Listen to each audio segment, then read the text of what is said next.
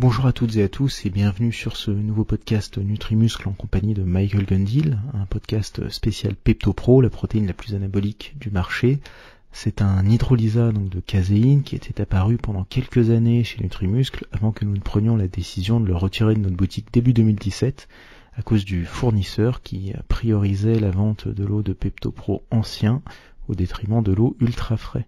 Suite à de nombreux rebondissements, nous sommes parvenus à un accord qui sera expliqué dans ce podcast et détaillons aussi en marge du podcast une pratique peu connue mais assez fréquente des fabricants concernant ce qu'on appelle les lots ratés. Alors on parlait des protéines hydrolysées, donc on retrouve deux types, donc c'est soit des hydrolysats de whey, soit des hydrolysats de caséine. Chez Nutrimuscle, on commercialise un hydrolysat de caséine dont la méthode de fabrication, en fait, ça permet une hydrolyse qui est plus élevée, de meilleure qualité que l'hydrolysat de whey, et qui a un goût qui est moins terrible, même s'il reste légèrement amer, et un arrière-goût plus ou moins prononcé au début, selon les personnes. Il y a peut-être des gens qui ont l'arrière-goût plus favorable que... Mais bon, le problème je pense que ce serait possible d'hydrolyser sûrement à 100%, enfin ce serait sûrement plus cher, mais le goût serait infâme, et là le PeptoPro, il a été retravaillé pour retirer certains acides aminés qui donnaient ce mauvais goût, pour atténuer, pour pouvoir monter en degré d'hydrolyse, tout en atténuant, parce que sinon ce serait invendable. De toute manière, plus l'hydrolyse est élevée, plus le goût est difficile. Et ce que tu vois, c'est que il y en a certains qui te le vendent nature, et finalement, c'est pas infâme au niveau du goût. Ça, c'est tout simplement parce que le degré d'hydrolyse est beaucoup plus faible que le PeptoPro. Et il y en a qui vont aussi utiliser le mot PeptoPro pour dire, parce que le PeptoPro, c'est assez connu, pour dire qu'ils vendent un hydrolysat de caséine, mais c'est pas du PeptoPro. Donc il y a deux choses qui font que le consommateur lambda qui pense acheter du PeptoPro, déjà il achète pas du PeptoPro potentiellement s'il n'y a pas le logo, les traits de marque et les contrats qui vont avec entre le revendeur et le fabricant, donc qui est DSM.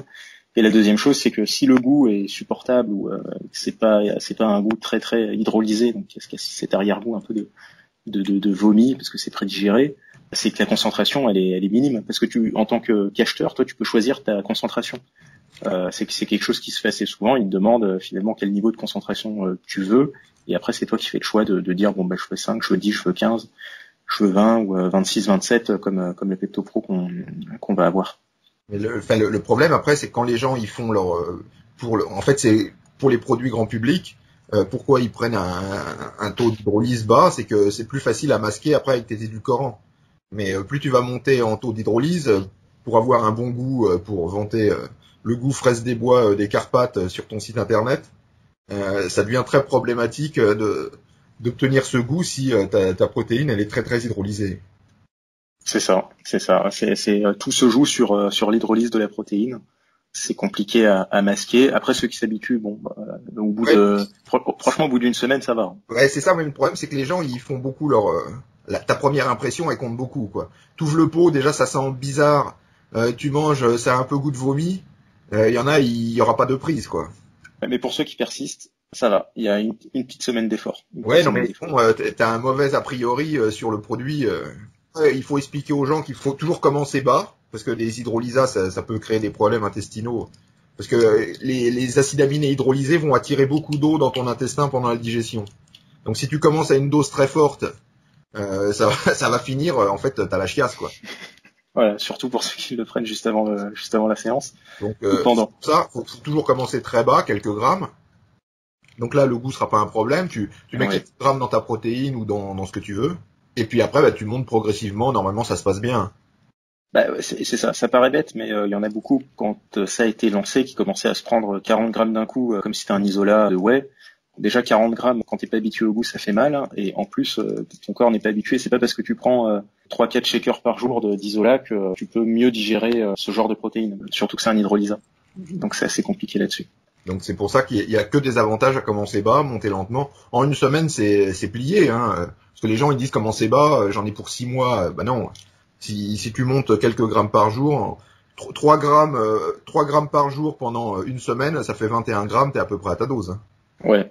Surtout pour ceux qui l'utilisent pendant la séance. C'est vraiment un hydrolysat qu'on va utiliser. Moi, je l'utilisais pendant la séance, hein, tout simplement. Moi aussi, c'était parce que c'est la protéine qui me rebooste le mieux par rapport aux autres. Ouais, c'est pareil. Tu peux la prendre juste après l'entraînement parce que ça te fait un apport qui est assez intéressant d'acide aminé, mais il faut le combiner avec quelque chose. Hein. C'est un peu idiot, j'allais dire. Si ça te booste pendant l'entraînement, c'est un peu idiot de pas le prendre pendant l'entraînement parce que après l'entraînement, que ça te booste, tu t'en fiches, quoi. Ouais. Mais une partie de... Il y en a beaucoup qui pensent que, tu sais, juste après l'entraînement, tu dois tout de suite prendre une protéine et qu'ils vont privilégier cette protéine, mais t'as meilleur temps de prendre un isolaire.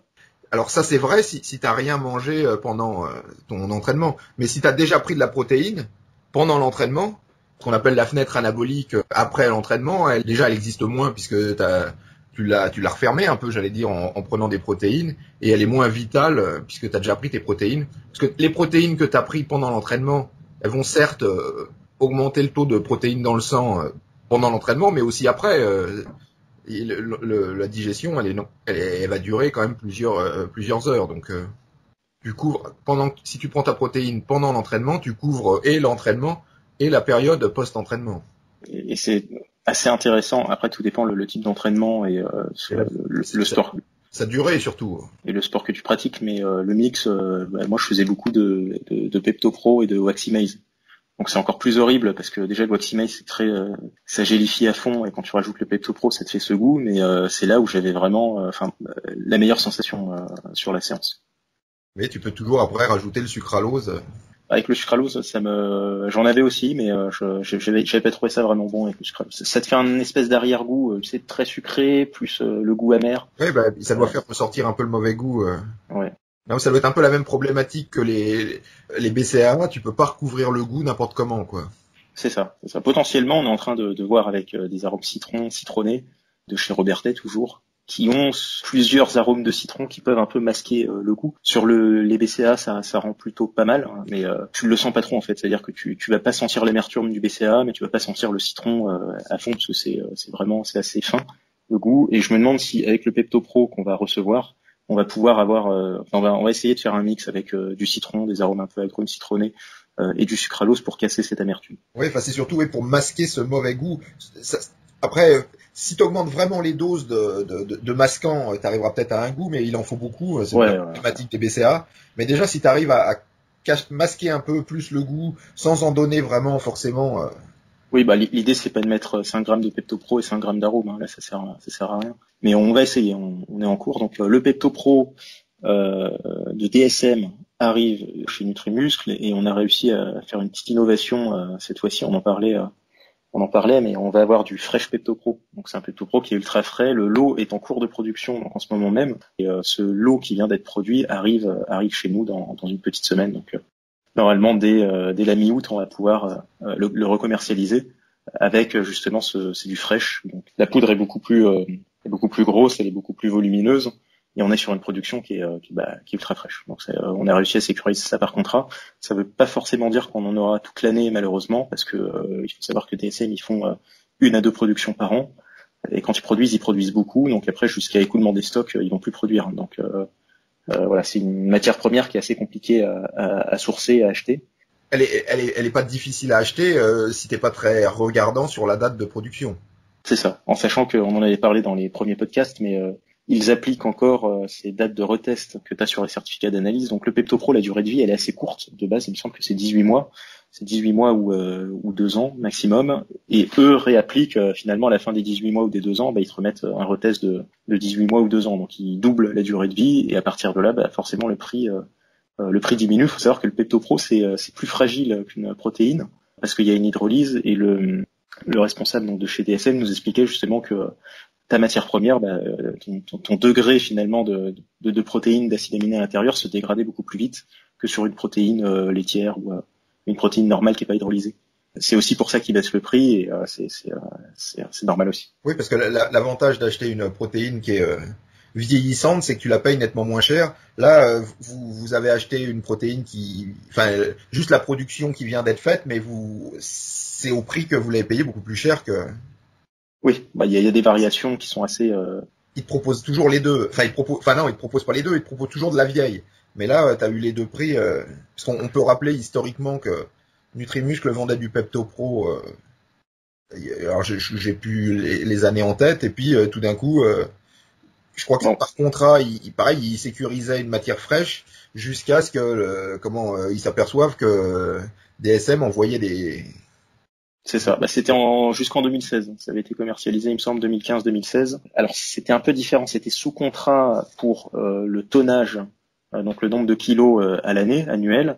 Sauf que dans le contrat, ils avaient pas mis, t'avais pas du fresh en fait. Hein. T'avais le Pepto-Pro que eux produisaient. Et par exemple, actuellement, les lots en cours que tu peux acheter directement à presque 50% de moins, c'est des Pepto-Pro qui sont fabriqués. Là, le lot actuel en cours de vente, il date de mars 2018. Donc mars 2018, on est en juillet 2019, c'est-à-dire que ta matière première que tu achètes, toi, elle a déjà 1 an et 4-5 mois. Ouais, déjà en fin de première vie. C'est ça, avant d'être testé et reprolongé. Et réanimé artificiellement par un jeu d'écriture en fait. Exactement. Ils font quand même une vérification bactériologique, hein, heureusement. Ouais, les bactéries, la vérification bactériologique ça veut rien dire par rapport à où en est la protéine, la qualité de la protéine. Bah, ils ne vérifient pas l'aminogramme, hein, bien entendu. Parce que on peut expliquer que les protéines, malheureusement, heureusement, ça se dégrade très lentement. Mais on disait que les peptides, ça se dégradait plus vite. Mais les protéines, ça se dégrade lentement, un peu comme une cuisson en fait. Et les acides aminés, donc bénéfiques pour la santé, sont peu à peu remplacés par des substances un peu ce qu'on appelle oxydantes et un peu néfastes. Heureusement que ça se produit à faible ampleur et très lentement. C'est ça. Ça met pas mal de temps quand même, mais effectivement, Et après, il faudrait comparer la vitesse de dégradation des protéines, enfin des hydrolysats par rapport aux protéines. Parce que moi, jusque-là, toutes les études que j'ai vues, c'était sur des protéines intactes.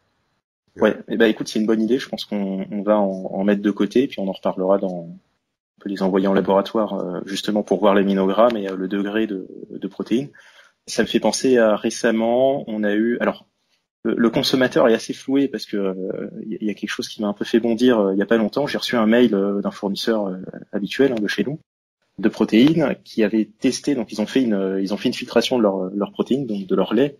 Et dans les tests, dans l'aminogramme et dans la composition, donc en protides, ils se sont rendus compte que tu avais à peu près 10% d'écart. C'est pas mal parce que dans le mauvais sens. Dans le mauvais sens, tu avais 10% en moins, tu as 10-15% en moins. Donc sur une protéine, imaginons que c'est une protéine où tu as 80 grammes de protéines au sang, 10%, donc sur les protéines, hein, donc de 80 tu fais 10% en moins, ça te fait moins 8 grammes. Et eux, ils étaient passés à peu près 70 grammes au sang, au lieu de 80 grammes au sang.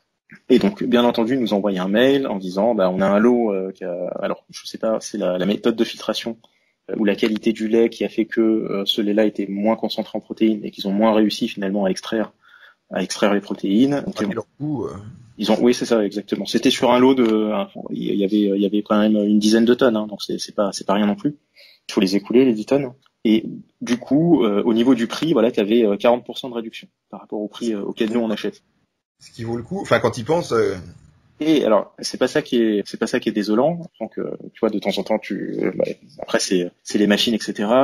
Le plus désolant, c'est que en poussant la discussion pour m'assurer que est-ce que quand tu vends un lot de 10 tonnes sur ton volume annuel, tu dois refaire ta composition sur ton site, par exemple, ou sur ta fiche produit?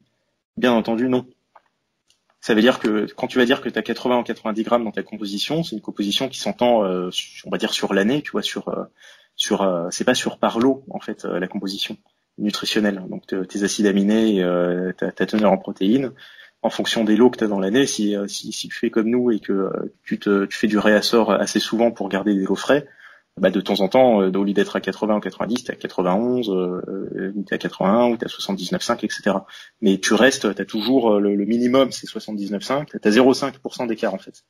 Et le fait d'acheter une protéine où t'as moins 15% de protéines, de teneur en protéines, si c'est que sur une production que tu vas vendre sur une petite fenêtre de temps sur 3-4 mois, t'as pas besoin de modifier tes compositions nutritionnelles sur le site. Ça veut dire que tu peux écouler ça assez facilement en vendant que tu as 80 ou 90% de protéines dedans, alors qu'en fait t'en as 15% en moins, et t'as pas besoin de modifier tes étiquettes. Et tu peux faire une grosse promo. Là ça tombe pile pendant, là ça tombait pile pendant les promos de début d'été, ça tombait pile pendant les soldes.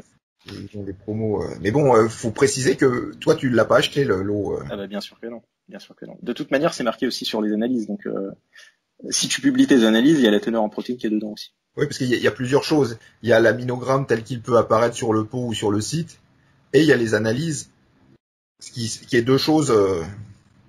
C'est ça. Sur le PeptoPro, c'est pareil. Sur les certificats qu'on va mettre en ligne, c'est assez simple à voir. En fait, tu as ton certificat d'analyse du PeptoPro, donc de chez DSM, et dedans, tu as un degré d'hydrolyse, c'est l'OPA, ça s'appelle. Et eux, ils ont des règles en fait de qualité qui fait que le degré d'hydrolyse pour que ça soit labellisé PeptoPro chez eux, ça doit être supérieur à 20%. Donc sur leur certificat, tu vas avoir la limite donc minimale qui doit être supérieure à 20%, et de l'autre côté, tu vas avoir les résultats donc des lots qui sont en cours de commercialisation, et tu vas être généralement t'es entre 26, 27 ou 28. Mais si jamais ils y arrivent pas et qu'ils sont à 18 ou 17, ils peuvent quand même te vendre le lot, même s'ils sont à 15, en disant que c'est du PeptoPro.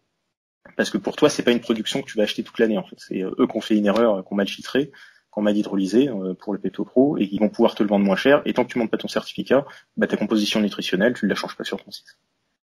Donc c'est pour ça qu'il faut pas regarder tant la composition nutritionnelle que comment l'analyse elle-même. C'est ça. Donc c'est assez les surprises toujours du marché des compléments alimentaires en général, mais j'imagine que ça se duplique un peu pour toutes les productions industrielles, mais toujours faire attention aux compositions nutritionnelles. Donc avec les certificats d'analyse correspondant au lot qu'on achète. Exactement. Et tu m'as dit qu'il n'y avait pas qu'un seul producteur qui t'avait proposé sur le coup, là. Non. Genre, je sais pas ce qui se passe là. Les gars sont partis en vacances et ils ont loupé. Oui, c'est ça. Ouais, c'est probablement. C'est pas un mauvais plan. Si t'as une grosse baisse de prix qui est, mais que après que les vendeurs soient honnêtes de te dire que la qualité elle est moins bonne que. C'est pas effectivement c'est pas gênant de faire où tu peux faire deux produits, tu vois, un produit remisé parce que t'expliques qu'il y a une erreur dans la filtration et que du coup t'as pas ton degré de protéines, mais ça passe pas au niveau marketing, donc c'est ça qui est compliqué chez certains revendeurs, j'imagine. Parce que moi c'est ce que je t'expliquais que quand j'ai commencé à faire ma salle chez moi, je voulais une barre d'haltérophilie, mais ça coûtait beaucoup trop cher. Et puis j'avais parlé avec un vendeur de barres et il me dit il y a certaines barres on loupe le molletage. Donc c'est pas très très grave non plus, mais du coup elles sont pas conformes pour la compétition. Donc après ils peuvent te vendre ces barres nettement moins cher que les barres qui sont officiellement réussies pour passer en compétition. Donc j'avais acheté ma première barre d'haltérophilie, je l'avais acheté comme ça parce qu'ils avaient loupé la fabrication. Tant que tu es au courant, moi je pense qu'il n'y a pas de il y a pas de problème quand nous de notre côté on prévient le consommateur, ou quand tu vas sur un site et qu'il y a marqué que le lot en cours est remisé parce que il y a eu ce défaut de production. Le problème c'est que quand t'es pas au courant, c'est ça qui va pas en fait. Et puis ça augmente quand même le prix parce qu'en fait t'achètes du sucre au lieu des protéines, quoi. Donc ça fait cher le kilo de sucre. C'est ça. Ça te paraît pas cher le kilo de protéines, mais ça fait quand même cher le kilo de sucre. Parce que le kilo de sucre c'est 1 euro ou 2 euros. Donc là tu le payes, même si ta protéine tu la payes pas cher, 15 euros du kilo. T'achètes du sucre très cher. Exactement. Donc tu fais pas tant une affaire que ça, à moins que le prix soit très très bas, quoi. C'est ça. Après, tout dépend de ce que veulent les gens. Hein. C'est comme tout, mais bon, c'est toujours intéressant d'avoir des analyses et en fait de savoir ça finalement. C'est ça qui prime. Sur le PeptoPro, c'est pareil. Nous, on va avoir du fraîche à partir du mois d'août, hein, parce que la production elle est lancée, donc ils sont en train de le faire. On n'en aura pas toute l'année. Je pense pas qu'on arrive à. On va voir. Quand il y en aura plus, je sais pas combien t'en as commandé, si on peut le dire ou. J'en ai commandé, je pense, pour l'équivalent de jusqu'à la fin de l'année, peut-être janvier. Il y aura août, septembre, octobre, novembre, décembre, à peu près pour 5 mois, je pense. À peu près pour 5 mois. Et puis après, il y aura probablement une période de rupture. Tout dépend des productions. Ils en font une ou deux. Donc, c'est compliqué. Et sur le lot actuel qu'ils produisent, j'ai aucune idée des quantités qu'ils produisent. Nous, on a sécurisé plus ou moins pour faire 4-5 mois pour que ça reste, qu'on ait toujours du fraîche à disposition. Mais s'ils en font que 2 fois par an, mais qu'ils ont encore, tu vois, ils ont encore du stock de 2018, ça veut dire qu'ils doivent faire des très très grosses productions, même si c'est que 2 fois par an. Donc j'imagine qu'ils vont produire pas mal Ils vont ce lot qui va être en cours de production là, et je pense qu'en 2020, il sera toujours en vente chez eux. Oui, parce que en fait, ils reproduisent que quand ils ont écoulé tout leur lot. Ils reproduisent parce que de ce que j'avais compris avec la personne qui s'occupe de ça, c'est que tu as des secteurs spécifiques, je sais pas si c'est du domaine sportif ou autre, mais qui ont besoin de fraîches en fait. Et donc ils sont obligés quand même de faire des productions pour ces secteurs-là. Ah d'accord. Et pour eux, c'est tout bénéf aussi parce que je te dis, il y a 50% de différence au niveau du prix. Donc quand tu l'achètes fraîche, prix si c'est je dis n'importe quoi, mais 600 € le kilo sur du vieux, sur le fraîche c'est 150 €, tu vois. Donc c'est pas facile de les places sont chères pour pouvoir acheter le. C'est compliqué. Là, on l'a fait sous contrat, donc on a réussi à le faire sous contrat parce que, alors d'habitude ils le font pas, mais historiquement on était des acheteurs chez eux et mis à part le Pepto Pro, on a aussi le multivitamine qui est produit chez DSM.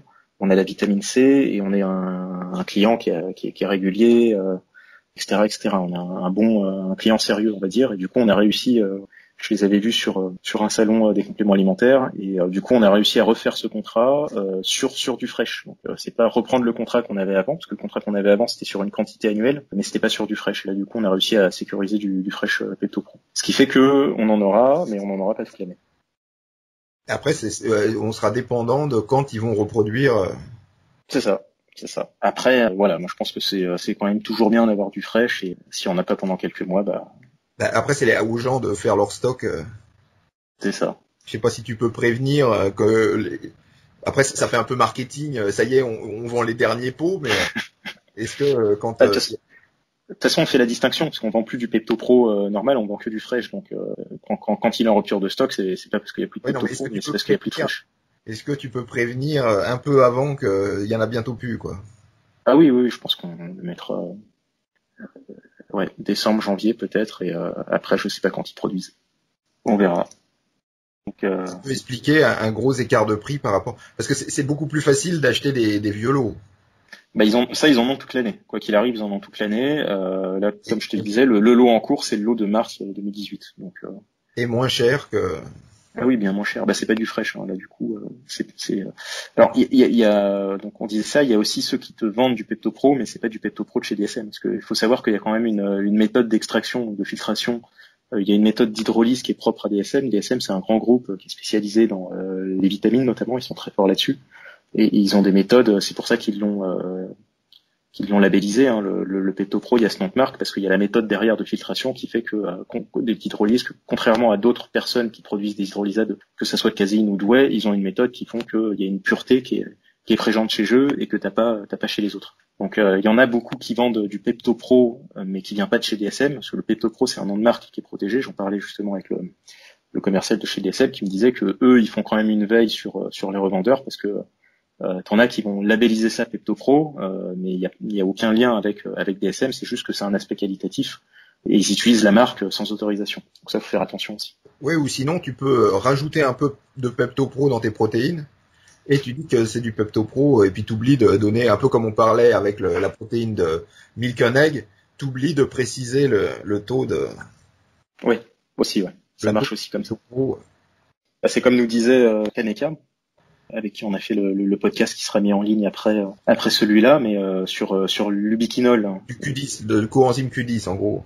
De Kaneka, il y en a beaucoup qui vont dire que c'est du biquinol, alors que c'est pas produit par Kaneka, c'est ou du chinois, ou du taïwanais, ou du coréen, qui fait que eux aussi, pareil, ils sont obligés de faire une veille pour gérer, et ils font des analyses. Alors ce qui est intéressant avec eux, c'est que ils font des analyses des produits qui sont commercialisés avec le nom ubiquinol, pour voir si déjà réellement il y en a et réellement il y a la concentration qui est marquée sur le produit, et ils nous feront aussi ces analyses là, donc c'est assez sympa pour nous parce que du coup on a, en plus d'avoir les certificats d'analyse du producteur, on a ces certificats d'analyse des compositions de nos produits, donc nos produits Nutrimuscle seront analysés et puis on aura la concentration exacte qu'on aura par gélule ou dans les pots, donc ça c'est sympa.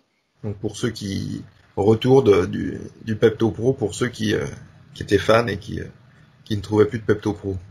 Voilà, en sachant qu'il y a des très bons effets, moi je trouve que ça fait un bel effet de boost pendant la séance.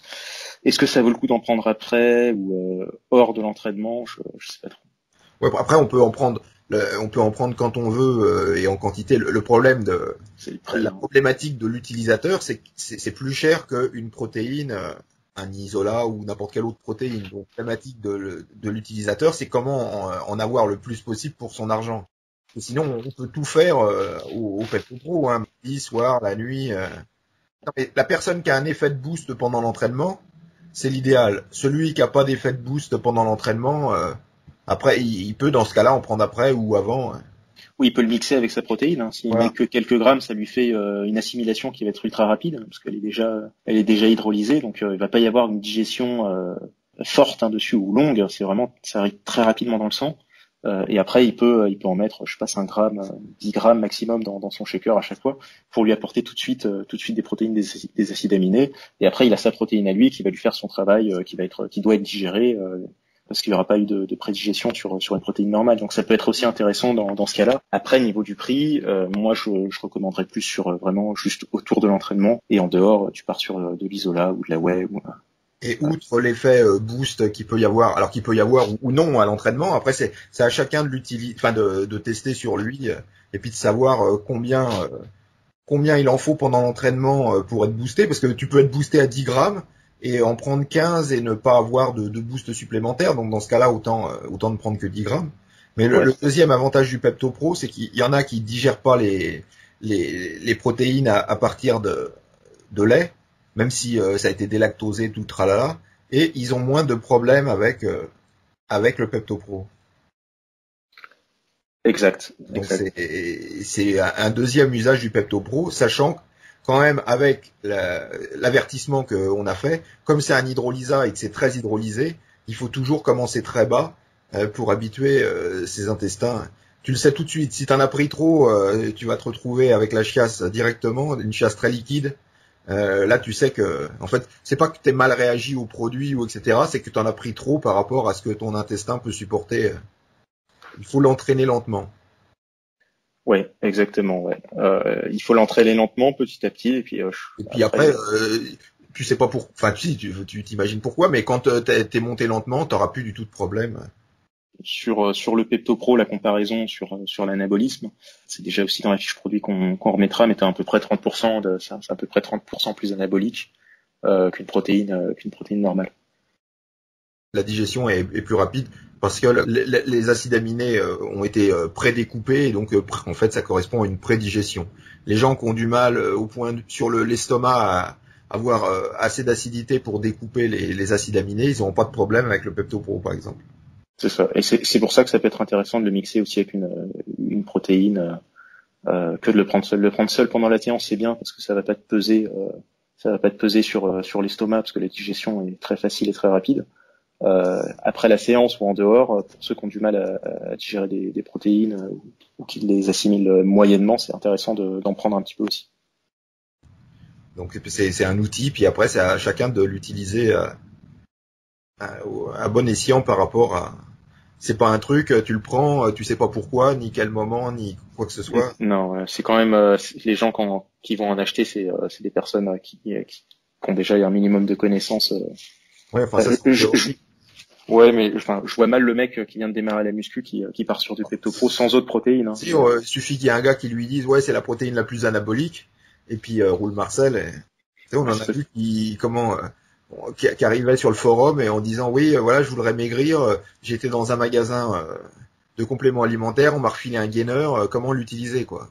Donc après quand t'expliques au gars que le gainer c'est pas l'idéal pour perdre du poids, donc au début il est pas content. Mais bon. Ouais. Et je pense qu'au bout d'une petite semaine d'utilisation, il le voit sur la balance aussi que ça doit pas trop marcher. Non, il y a des gens qui achètent. Malheureusement, il y en a trop qui achètent sans savoir exactement. Oui, c'est pour ça qu'il y a la fiche produit, lisez-la. Et puis, si vous avez un problème, il y a le forum aussi qui est là pour. Il y a le forum, et il me semble que tu en parles aussi dans ton livre, si je dis pas de bêtises. Pour ceux qui l'ont. Oh ben, certainement qu'on en touche quelques mots. Mais bon, s'il y a un problème quelconque, le service après-vente se passe sur le forum. Voilà, donc pour tous ceux qui vont avoir la diarrhée à cause de fortes doses de Pepto Pro. On va vous plaindre sur le forum. C'est qu'ils nous ont pas écoutés et qu'il faut commencer lentement. Après, pareil, avec les protéines, il faut toujours se méfier du risque d'hypoglycémie qui existe quand même avec le PeptoPro. Oui. Donc, puisque pourquoi ça paraît, les gens sont toujours étonnés que il puisse y avoir des hypoglycémies avec les protéines. On peut le dire rapidement que le sang n'est pas fait pour stocker des calories, que ce soit du sucre, des protéines ou du gras. Il y a une hormone maîtresse, c'est peut-être pas la seule, mais une hormone maîtresse pour réguler tout ça, le trop-plein, c'est l'insuline. Donc quand on prend beaucoup de protéines, surtout les protéines rapides, à digestion rapide, le taux d'acide aminé va monter rapidement dans le sang, et c'est pour ça que s'il monte rapidement, il y a une intervention rapide de l'insuline pour éliminer tout ce petit monde, et au mieux amener les acides aminés dans le muscle, sinon dans le foie ou dans la graisse pour le transformer en graisse aussi, ou fabriquer du sucre, enfin, pour pas que ça reste dans le sang. C'est ça, en sachant que le PeptoPro va augmenter la sécrétion d'insuline plus rapidement, bien plus rapidement que... Parce que une protéine une protéine est riche en BCA, plus ça va agir comme boost en plus, ça va rebooster en plus des calories que ça apporte. Parce que la leucine, par exemple, c'est un booster d'insuline. Les protéines, en tant que valeur calorique, vont augmenter la sécrétion d'insuline. Et les protéines laitières, en général, c'est un boost supplémentaire. C'est pour ça que, de plus en plus, ils vont traiter les diabétiques avec des protéines laitières pour réguler leur glycémie. Donc, il n'y a pas que du mauvais, mais il faut pas se laisser avoir non plus. Ouais, donc l'hypoglycémie, t'es un peu boosté parce que t'as tes acides aminés, donc t'as ton apport, mais t'es pas clair, quoi. Après, t'as la tête un peu dans la lune, ouais. C'est ça. Surtout au début, je pense. Si quelqu'un prend une grosse quantité d'un coup alors qu'il vient de commencer, je pense que ça peut lui faire cet effet-là. Il faut toujours commencer bas et puis monter progressivement pour mille et une raisons, mais tous les suppléments, c'est comme ça, quoi. Exactement. Donc voilà, retour du PeptoPro, donc c'est du fresh qui arrive là. Ça va être assez intéressant de voir ça. Donc on va pas faire de groupe de test cette fois-ci parce que c'est déjà quelque chose qu'on commercialisait avant, que les gens connaissent, mais on a d'autres surprises d'ici la fin de l'année. Comme nouveaux produits. Exactement. Et on espère que vous avez apprécié ce podcast qui marque l'arrivée du PeptoPro Fresh dans la gamme Nutrimuscle. Je vous invite à lire la fiche produit du PeptoPro Fresh qui contient des informations très intéressantes dans les dernières études disponibles sur le produit et notamment sur le fait que les peptides du PeptoPro aident à renforcer les défenses de la muqueuse gastro-intestinale et ça a donc une activité anti-ulcérative. C'est assez intéressant parce que cette étude nous montre que le PeptoPro ne va pas agir sur la perméabilité intestinale dans le mauvais sens. Et on se retrouve très vite pour un prochain podcast en présence du responsable européen pour la nutrition sportive de l'entreprise Kaneka, avec lequel nous allons discuter de l'ubiquinol. C'est une forme antioxydante du coenzyme Q10. À bientôt.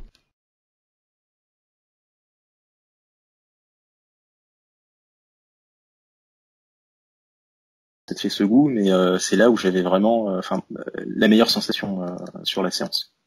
Mais tu peux toujours après rajouter le sucralose. Avec le sucralose, j'en avais aussi, mais j'avais pas trouvé ça vraiment bon avec le sucralose. Ça te fait un espèce d'arrière-goût, tu sais, très sucré, plus le goût amer. Ouais, ça doit faire ressortir un peu le mauvais goût. Ouais. Non, ça doit être un peu la même problématique que les BCAA. Tu peux pas recouvrir le goût n'importe comment, quoi. C'est ça. Potentiellement, on est en train de voir avec des arômes citronnés, de chez Robertet toujours, qui ont plusieurs arômes de citron qui peuvent un peu masquer le goût. Sur les BCA, ça rend plutôt pas mal, hein, mais tu le sens pas trop en fait. C'est-à-dire que tu vas pas sentir l'amertume du BCA, mais tu vas pas sentir le citron à fond parce que c'est assez fin le goût. Et je me demande si avec le PeptoPro qu'on va recevoir, on va pouvoir avoir, on va essayer de faire un mix avec du citron, des arômes un peu agrumes citronnés et du sucralose pour casser cette amertume. Oui, c'est surtout pour masquer ce mauvais goût. Après, si tu augmentes vraiment les doses de masquant, tu arriveras peut-être à un goût, mais il en faut beaucoup. C'est la problématique des BCA. Mais déjà, si tu arrives à masquer un peu plus le goût, sans en donner vraiment forcément... Oui, l'idée, c'est pas de mettre 5 grammes de PeptoPro et 5 grammes d'arôme. Hein. Là, ça sert à rien. Mais on va essayer. On est en cours. Donc, le PeptoPro de DSM arrive chez Nutrimuscle et on a réussi à faire une petite innovation. Cette fois-ci, on en parlait, mais on va avoir du Fresh Pepto Pro. Donc c'est un Pepto Pro qui est ultra frais. Le lot est en cours de production donc en ce moment même. Et ce lot qui vient d'être produit arrive chez nous dans une petite semaine. Donc normalement dès la mi-août, on va pouvoir le recommercialiser avec justement c'est du fresh. Donc la poudre est beaucoup plus grosse, elle est beaucoup plus volumineuse. Et on est sur une production qui est ultra fraîche. Donc on a réussi à sécuriser ça par contrat. Ça veut pas forcément dire qu'on en aura toute l'année malheureusement, parce que il faut savoir que DSM ils font 1 à 2 productions par an. Et quand ils produisent beaucoup. Donc après jusqu'à écoulement des stocks, ils vont plus produire. Donc voilà, c'est une matière première qui est assez compliquée à sourcer, à acheter. Elle est pas difficile à acheter si t'es pas très regardant sur la date de production. C'est ça. En sachant qu'on en avait parlé dans les premiers podcasts, mais ils appliquent encore ces dates de retest que tu as sur les certificats d'analyse. Donc le Pepto Pro, la durée de vie, elle est assez courte. De base, il me semble que c'est 18 mois. C'est 18 mois ou 2 ans maximum. Et eux réappliquent finalement à la fin des 18 mois ou des 2 ans, ils te remettent un retest de 18 mois ou 2 ans. Donc ils doublent la durée de vie et à partir de là, forcément le prix diminue. Il faut savoir que le Pepto Pro, c'est plus fragile qu'une protéine parce qu'il y a une hydrolyse et le responsable donc de chez DSM nous expliquait justement que ta matière première, ton degré finalement de protéines, d'acides aminés à l'intérieur se dégradait beaucoup plus vite que sur une protéine laitière ou une protéine normale qui n'est pas hydrolysée. C'est aussi pour ça qu'ils baissent le prix et c'est normal aussi. Oui, parce que l'avantage d'acheter une protéine qui est vieillissante, c'est que tu la payes nettement moins cher. Là, vous avez acheté une protéine juste la production qui vient d'être faite, mais c'est au prix que vous l'avez payé beaucoup plus cher que. Oui, il y a des variations qui sont assez. Ils te proposent toujours les deux. Ils te proposent pas les deux. Ils te proposent toujours de la vieille. Mais là, t'as eu les deux prix. Parce qu'on peut rappeler historiquement que Nutrimuscle vendait du Pepto Pro. Alors j'ai plus les années en tête. Et puis tout d'un coup, je crois que par contrat, il sécurisait une matière fraîche jusqu'à ce que ils s'aperçoivent que DSM envoyait des. C'est ça. C'était jusqu'en 2016. Ça avait été commercialisé, il me semble, 2015-2016. Alors c'était un peu différent. C'était sous contrat pour le tonnage, donc le nombre de kilos à l'année, annuel.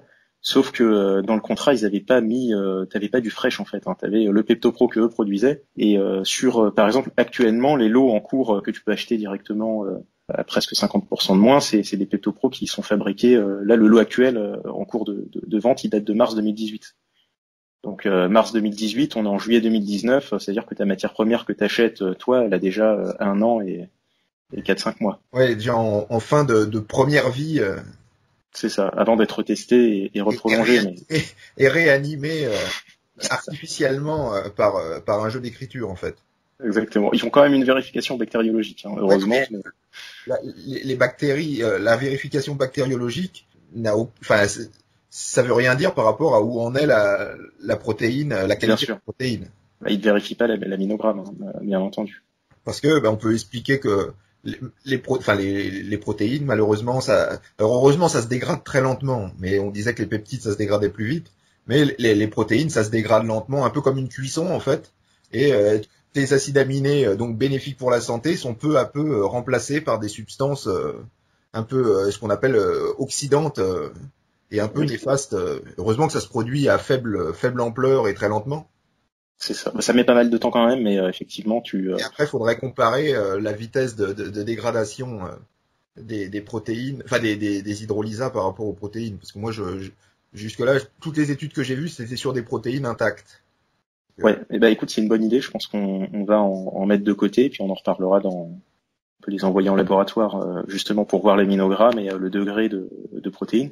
Ça me fait penser à récemment, on a eu, alors le consommateur est assez floué parce que il y a quelque chose qui m'a un peu fait bondir il y a pas longtemps. J'ai reçu un mail d'un fournisseur habituel de chez nous de protéines qui avait testé, donc ils ont fait une filtration de leur protéines, donc de leur lait, et dans les tests, dans l'aminogramme et dans la composition, donc en protides, ils se sont rendus compte que tu avais à peu près 10% d'écart. C'est pas mal parce que sur dans le mauvais sens. Dans le mauvais sens, tu avais 10% en moins, tu as 10-15% en moins. Donc sur une protéine, imaginons que c'est une protéine où tu as 80 grammes de protéines au sang, 10%, donc sur les protéines, donc de 80 tu fais 10% en moins, ça te fait moins 8 grammes. Et eux, ils étaient passés à peu près 70 grammes au 100 au lieu de 80 grammes au 100. Et donc, bien entendu, ils nous envoyaient un mail en disant, on a un lot alors, je sais pas, c'est la méthode de filtration ou la qualité du lait qui a fait que ce lait-là était moins concentré en protéines et qu'ils ont moins réussi finalement à extraire les protéines. Donc, leur goût, oui, c'est ça, exactement. C'était sur un lot il y avait quand même une dizaine de tonnes, hein, donc c'est pas rien non plus. Il faut les écouler, les 10 tonnes. Et du coup, au niveau du prix, voilà, tu avais 40% de réduction par rapport au prix auquel nous on achète. Ce qui vaut le coup. Enfin, quand ils pensent. Et alors, c'est pas ça qui est désolant. Donc, tu vois, de temps en temps, après c'est les machines, etc. Le plus désolant, c'est que en poussant la discussion pour m'assurer que est-ce que quand tu vends un lot de 10 tonnes sur ton volume annuel, tu dois refaire ta composition sur ton site, par exemple, ou sur ta fiche produit? Bien entendu, non.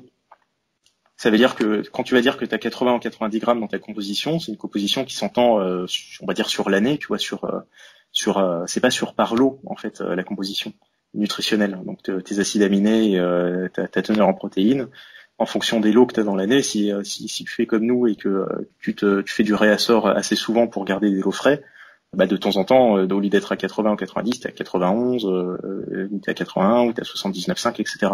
Mais tu restes, t'as toujours le minimum, c'est 79,5, t'as 0,5% d'écart en fait.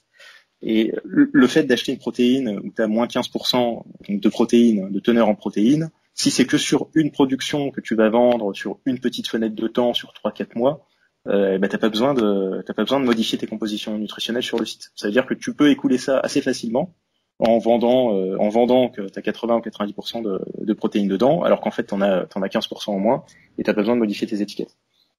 Et tu peux faire une grosse promo. Là ça tombe pile pendant, là ça tombait pile pendant les promos de début d'été, ça tombait pile pendant les soldes. Ils ont des promos, mais bon, faut préciser que toi tu l'as pas acheté le lot. Bien sûr que non, bien sûr que non. De toute manière, c'est marqué aussi sur les analyses, donc si tu publies tes analyses, il y a la teneur en protéines qui est dedans aussi. Oui, parce qu'il y a plusieurs choses. Il y a l'aminogramme tel qu'il peut apparaître sur le pot ou sur le site, et il y a les analyses, ce qui est deux choses. C'est ça. Sur le PeptoPro, c'est pareil. Sur les certificats qu'on va mettre en ligne, c'est assez simple à voir. En fait, t'as ton certificat d'analyse du PeptoPro, donc de chez DSM, et dedans, t'as un degré d'hydrolyse, c'est l'OPA, ça s'appelle.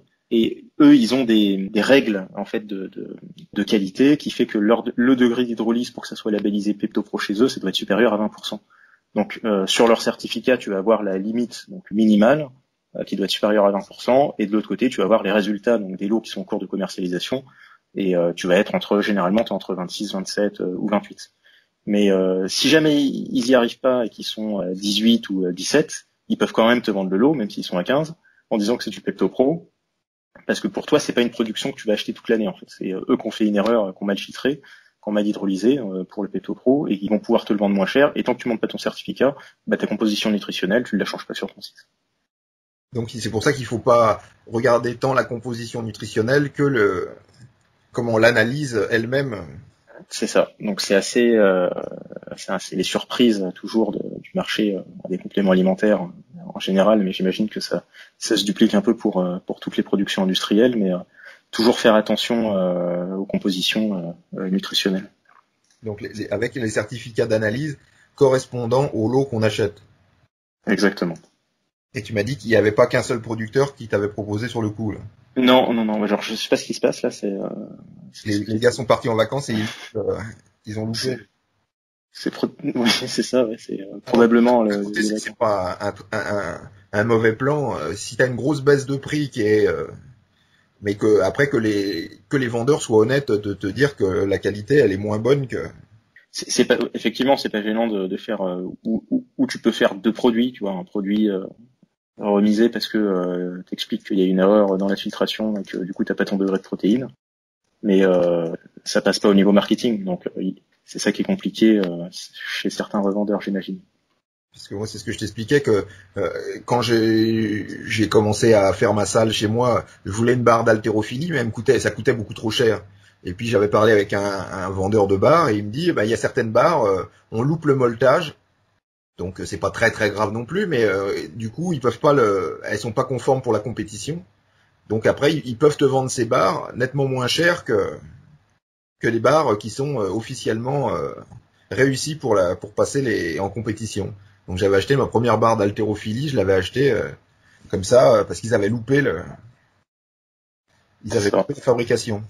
Tant que tu es au courant, moi je pense qu'il n'y a pas de il n'y a pas de problème quand nous de notre côté on prévient le consommateur ou quand tu vas sur un site et qu'il y a marqué que le lot en cours est remisé parce que il y a eu ce défaut de production. Le problème c'est que quand t'es pas au courant, c'est ça qui va pas en fait. Et puis ça augmente quand même le prix parce qu'en fait t'achètes du sucre au lieu des protéines quoi. Donc ça fait cher le kilo de sucre. C'est ça. Ça te paraît pas cher le kilo de protéines, mais ça fait quand même cher le kilo de sucre parce que le kilo de sucre c'est 1 euro ou 2 euros. Donc là tu le payes même si ta protéine tu la payes pas cher, 15 euros du kilo. T'achètes du sucre très cher. Exactement. Donc tu fais pas tant une affaire que ça, à moins que le prix soit très très bas quoi. C'est ça. Après, tout dépend de ce que veulent les gens. Hein. C'est comme tout, mais bon, c'est toujours intéressant d'avoir des analyses et de savoir ça finalement. C'est ça qui prime. Sur le Pepto Pro, c'est pareil. Nous, on va avoir du fresh à partir du mois d'août, hein, parce que la production, elle est lancée, donc ils sont en train de le faire. On n'en aura pas toute l'année. Je pense pas qu'on arrive à. On va voir. Quand il y en aura plus, je sais pas combien t'en as commandé, si on peut le dire ou. J'en ai commandé, je pense, pour l'équivalent de jusqu'à la fin de l'année, peut-être janvier. Il y aura août, septembre, octobre, novembre, décembre, à peu près pour 5 mois, je pense. À peu près pour 5 mois. Et puis après, il y aura probablement une période de rupture. Tout dépend des productions. Ils en font une ou deux, donc c'est compliqué. Et sur le lot actuel qu'ils produisent, j'ai aucune idée des quantités qu'ils produisent. Nous, on a sécurisé plus ou moins pour faire 4-5 mois pour que ça reste, qu'on ait toujours du fraîche à disposition. Mais s'ils en font que 2 fois par an, mais qu'ils ont encore, ils ont encore du stock de 2018, ça veut dire qu'ils doivent faire des très très grosses productions, même si c'est que 2 fois par an. Donc j'imagine qu'ils vont produire pas mal et ils vont ce lot qui va être en cours de production là. Et je pense qu'en 2020, il sera toujours en vente chez eux. Oui, parce que en fait, ils reproduisent que quand ils ont écoulé tout leur lot. Ils reproduisent parce que de ce que j'avais compris avec la personne qui s'occupe de ça, c'est que tu as des secteurs spécifiques, je sais pas si c'est du domaine sportif ou autre, mais qui ont besoin de fraîche en fait. Et donc ils sont obligés quand même de faire des productions pour ces secteurs-là. Ah d'accord. Et pour eux c'est tout bénéf aussi parce que je te dis il y a 50% de différence au niveau du prix. Donc quand tu l'achètes fraîche, prix si c'est je dis n'importe quoi, mais si c'est 100 euros le kilo sur du vieux, sur le fraîche c'est 150 euros, tu vois. Donc c'est pas facile les places sont chères pour pouvoir acheter le. C'est compliqué. Là, on l'a fait sous contrat, donc on a réussi à le faire sous contrat parce que, alors d'habitude ils le font pas, mais historiquement on était des acheteurs chez eux et mis à part le Pepto Pro, on a aussi le multivitamine hein, qui est produit chez DSM. On a la vitamine C et on est un client qui est régulier, etc. On a un client sérieux, on va dire, et du coup on a réussi. Je les avais vus sur un salon des compléments alimentaires et du coup on a réussi à refaire ce contrat sur du fresh. Donc c'est pas reprendre le contrat qu'on avait avant parce que le contrat qu'on avait avant c'était sur une quantité annuelle, mais c'était pas sur du fresh. Là du coup on a réussi à sécuriser du fresh Pepto Pro. Ce qui fait que on en aura, mais on n'en aura pas toute l'année. Après on sera dépendant de quand ils vont reproduire. C'est ça.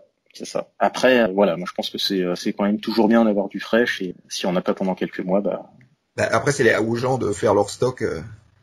C'est ça. Je sais pas si tu peux prévenir Après, ça fait un peu marketing. Ça y est, on vend les derniers pots, mais est-ce que quand de toute façon, on fait la distinction parce qu'on vend plus du Pepto Pro normal, on vend que du fresh. Donc, quand il est en rupture de stock, c'est pas parce qu'il y a plus de Pepto Pro, mais c'est parce qu'il y a plus de fresh. Est-ce que tu peux prévenir un peu avant qu'il y en a bientôt plus, quoi? Ah oui, je pense qu'on le mettra. Décembre, janvier peut-être, et après je sais pas quand ils produisent. On verra. Donc, tu peux expliquer un gros écart de prix par rapport, parce que c'est beaucoup plus facile d'acheter des vieux lots. Ils en ont toute l'année. Quoi qu'il arrive, ils en ont toute l'année. Là, comme je te le disais, le lot en cours, c'est le lot de mars 2018. Donc, et moins cher que. Ah oui, bien moins cher. C'est pas du fresh, hein, là du coup. Alors il y a donc on disait ça. Il y a aussi ceux qui te vendent du Pepto Pro, mais c'est pas du Pepto Pro de chez DSM, parce qu'il faut savoir qu'il y a quand même une méthode d'extraction, de filtration. Il y a une méthode d'hydrolyse qui est propre à DSM. DSM, c'est un grand groupe qui est spécialisé dans les vitamines notamment. Ils sont très forts là-dessus et ils ont des méthodes. C'est pour ça qu'ils l'ont qui l'ont labellisé, hein, le Pepto Pro, il y a ce nom de marque parce qu'il y a la méthode derrière de filtration qui fait que des hydrolyses, contrairement à d'autres personnes qui produisent des hydrolysades, que ça soit de caséine ou de whey, ils ont une méthode qui font qu'il y a une pureté qui est présente chez eux et que t'as pas chez les autres. Donc il y en a beaucoup qui vendent du Pepto Pro, mais qui vient pas de chez DSM, parce que le Pepto Pro c'est un nom de marque qui est protégé. J'en parlais justement avec le commercial de chez DSM qui me disait que eux ils font quand même une veille sur les revendeurs parce que t'en as qui vont labelliser ça Pepto Pro, mais il y a aucun lien avec DSM, c'est juste que c'est un aspect qualitatif et ils utilisent la marque sans autorisation. Donc ça faut faire attention aussi. Oui, ou sinon tu peux rajouter un peu de Pepto Pro dans tes protéines et tu dis que c'est du Pepto Pro et puis t'oublies de donner, un peu comme on parlait avec la protéine de Milk and Egg, t'oublies de préciser le taux de... Oui, aussi, ouais. Ça marche aussi comme ça. Pro. Bah, c'est comme nous disait Kaneka, avec qui on a fait le podcast qui sera mis en ligne après celui-là, mais sur l'ubiquinol. Hein. Du Q10, le coenzyme Q10 en gros. De Kaneka, il y en a beaucoup qui vont dire que c'est de l'ubiquinol alors que c'est pas produit par Kaneka, c'est ou du chinois ou du taïwanais ou du coréen, qui fait que eux aussi pareil ils sont obligés de faire une veille pour gérer, ils font des analyses. Alors ce qui est intéressant avec eux c'est que ils font des analyses des produits qui sont commercialisés avec le nom ubiquinol pour voir si déjà réellement il y en a et réellement il y a la concentration qui est marquée sur le produit, et ils nous feront aussi ces analyses là, donc c'est assez sympa pour nous parce que du coup on a, en plus d'avoir les certificats d'analyse du producteur, on a ces certificats d'analyse des compositions de nos produits, donc nos produits Nutrimuscle seront analysés et puis on aura la concentration exacte qu'on aura par gélule ou dans les pots, donc c'est assez sympa. Donc pour ceux qui retour du Pepto Pro, pour ceux qui étaient fans et qui ne trouvaient plus de Pepto Pro. Voilà, en sachant qu'il y a des très bons effets, moi je trouve que ça fait un bel effet de boost pendant la séance. Est-ce que ça vaut le coup d'en prendre après ou hors de l'entraînement, je sais pas trop. Ouais, après on peut en prendre quand on veut et en quantité. Le problème la problématique de l'utilisateur, c'est que c'est plus cher qu'une protéine, un isolat ou n'importe quelle autre protéine. Donc la problématique de l'utilisateur, c'est comment en avoir le plus possible pour son argent. Et sinon, on peut tout faire au Pepto Pro, hein, midi, soir, la nuit. Non, mais la personne qui a un effet de boost pendant l'entraînement, c'est l'idéal. Celui qui a pas d'effet de boost pendant l'entraînement, après, il peut dans ce cas-là en prendre après ou avant. Oui, il peut le mixer avec sa protéine. Hein. S'il met que quelques grammes, ça lui fait une assimilation qui va être ultra rapide parce qu'elle est déjà hydrolysée, donc il va pas y avoir une digestion forte dessus ou longue. C'est vraiment, ça arrive très rapidement dans le sang. Et après, il peut en mettre, je sais pas, 5 grammes, 10 grammes maximum dans son shaker à chaque fois pour lui apporter tout de suite des protéines, des acides aminés. Et après, il a sa protéine à lui qui va lui faire son travail, qui doit être digéré, parce qu'il n'y aura pas eu de prédigestion sur une protéine normale. Donc ça peut être aussi intéressant dans ce cas-là. Après, niveau du prix, moi je recommanderais plus sur vraiment juste autour de l'entraînement, et en dehors, tu pars sur de l'isola ou de la whey. Et outre l'effet boost qu'il peut y avoir, alors qu'il peut y avoir ou non à l'entraînement, après c'est à chacun de tester sur lui et puis de savoir combien il en faut pendant l'entraînement pour être boosté, parce que tu peux être boosté à 10 grammes et en prendre 15 et ne pas avoir de boost supplémentaire. Donc dans ce cas-là, autant ne prendre que 10 grammes. Mais le deuxième avantage du Pepto Pro, c'est qu'il y en a qui digèrent pas les protéines à partir de lait, même si ça a été délactosé, tout le tralala, et ils ont moins de problèmes avec le Pepto Pro. Exact. Donc c'est un deuxième usage du Pepto Pro, sachant quand même avec l'avertissement qu'on a fait, comme c'est un hydrolysat et que c'est très hydrolysé, il faut toujours commencer très bas pour habituer ses intestins. Tu le sais tout de suite, si t'en as pris trop, tu vas te retrouver avec la chiasse directement, une chiasse très liquide. Là, tu sais que, en fait, c'est pas que t'aies mal réagi au produit ou etc., c'est que t'en as pris trop par rapport à ce que ton intestin peut supporter. Il faut l'entraîner lentement. Ouais, exactement. Ouais. Il faut l'entraîner lentement, petit à petit, et puis. Après, tu sais pas pourquoi. Enfin, tu t'imagines pourquoi, mais quand t'es monté lentement, t'auras plus du tout de problème. Sur le Pepto Pro, la comparaison sur l'anabolisme, c'est déjà aussi dans la fiche produit qu'on remettra, mais t'as à peu près 30%, c'est à peu près 30% plus anabolique qu'une protéine normale. La digestion est plus rapide parce que les acides aminés ont été prédécoupés, et donc en fait ça correspond à une prédigestion. Les gens qui ont du mal au point sur l'estomac avoir assez d'acidité pour découper les acides aminés, ils n'auront pas de problème avec le PeptoPro par exemple. C'est ça. Et c'est pour ça que ça peut être intéressant de le mixer aussi avec une protéine, que de le prendre seul. Le prendre seul pendant la séance, c'est bien parce que ça va pas te peser sur l'estomac parce que la digestion est très facile et très rapide. Après la séance ou en dehors, pour ceux qui ont du mal à digérer des protéines ou qui les assimilent moyennement, c'est intéressant d'en prendre un petit peu aussi. Donc c'est un outil, puis après c'est à chacun de l'utiliser à bon escient par rapport à... C'est pas un truc, tu le prends, tu sais pas pourquoi, ni quel moment, ni quoi que ce soit. Non, c'est quand même les gens qui vont en acheter, c'est des personnes qui ont déjà un minimum de connaissances. Ouais, enfin ça. Ouais, mais enfin, je vois mal le mec qui vient de démarrer la muscu qui part sur du PeptoPro sans autre protéine. Hein. Si, il suffit qu'il y ait un gars qui lui dise ouais c'est la protéine la plus anabolique, et puis roule Marcel. On en a vu qui arrivait sur le forum et en disant oui voilà je voudrais maigrir, j'étais dans un magasin de compléments alimentaires, on m'a refilé un gainer, comment l'utiliser quoi. Donc après quand t'expliques au gars que le gainer c'est pas l'idéal pour perdre du poids, donc au début il est pas content. Mais bon. Ouais.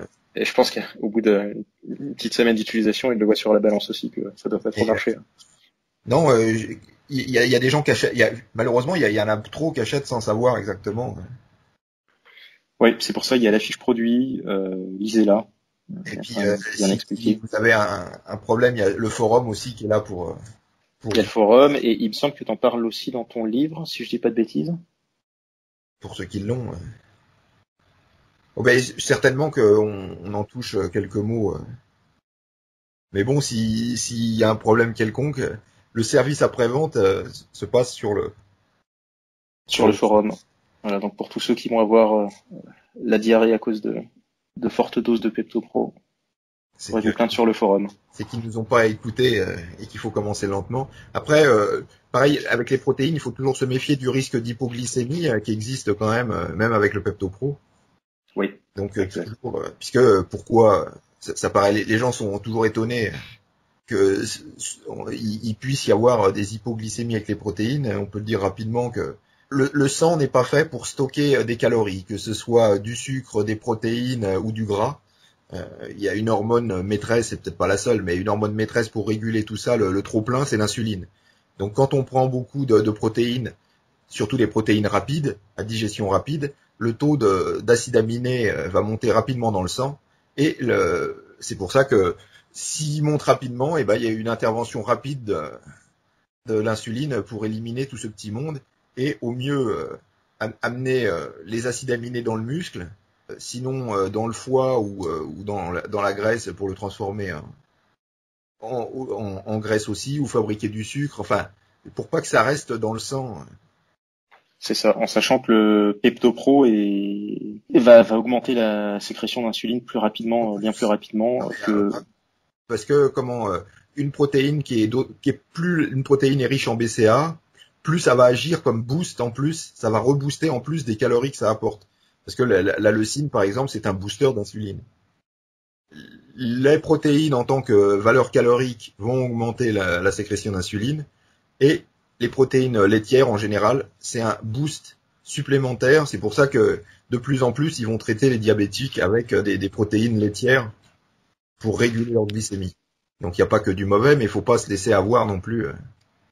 Ouais, donc l'hypoglycémie, t'es un peu boosté parce que t'as tes acides aminés, donc t'as ton apport, mais t'es pas clair quoi. Après, t'as la tête un peu dans la lune, ouais. C'est ça. Surtout au début, je pense. Si quelqu'un prend une grosse quantité d'un coup alors qu'il vient de commencer, je pense que ça peut lui faire cet effet-là. Il faut toujours commencer bas et puis monter progressivement pour 1001 raisons, mais tous les suppléments, c'est comme ça, quoi. Exactement. Donc voilà, retour du PeptoPro, donc c'est du fresh qui arrive là. Ça va être assez intéressant de voir ça. Donc on va pas faire de groupe de test cette fois-ci parce que c'est déjà quelque chose qu'on commercialisait avant, que les gens connaissent, mais on a d'autres surprises d'ici la fin de l'année. Comme nouveaux produits. Exactement. Et on espère que vous avez apprécié ce podcast qui marque l'arrivée du PeptoPro Fresh dans la gamme Nutrimuscle. Je vous invite à lire la fiche produit du PeptoPro Fresh qui contient des informations très intéressantes, dans les dernières études disponibles sur le produit, et notamment sur le fait que les peptides du PeptoPro aident à renforcer les défenses de la muqueuse gastro-intestinale, et ça a donc une activité anti-ulcérative. C'est assez intéressant parce que cette étude nous montre que le PeptoPro ne va pas agir sur la perméabilité intestinale dans le mauvais sens. Et on se retrouve très vite pour un prochain podcast en présence du responsable européen pour la nutrition sportive de l'entreprise Kaneka, avec lequel nous allons discuter de l'ubiquinol. C'est une forme antioxydante du coenzyme Q10. À bientôt.